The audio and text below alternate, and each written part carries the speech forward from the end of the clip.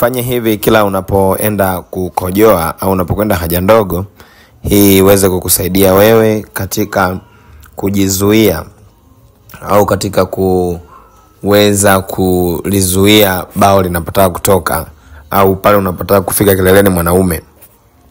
Ukifanya zoezi hili zaidi ya siku 21 kila siku, kila unapokwenda kukojoa, hii itakusaidia sana na utajikuta kabisa uwezo wako wa kuchelewa kufika kileleni unaongezeka siku baada ya siku.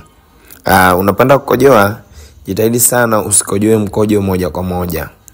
Jitahidi ukifika kwenye kukojoa, hii unakuwa unakojoa nusu nusu. Unakojoa alafu unabana, unakojoa unabana, unakojoa unabana. Na usibane kwa mkono, ila ruhusu misuli yako iweze kusababisha kubanwa kwa ule mkojo.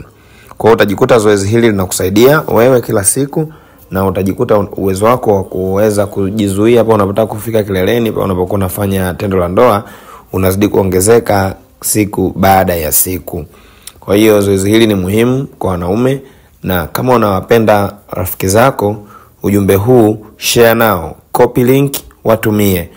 Watumie rafiki zako, watumie kwenye groups, waambie hii ndio njia ya sisi wanaume kuweza kujiokoa na masuala ya kuwahi kufika kileleni. Karibu, endelea kutazama video zetu.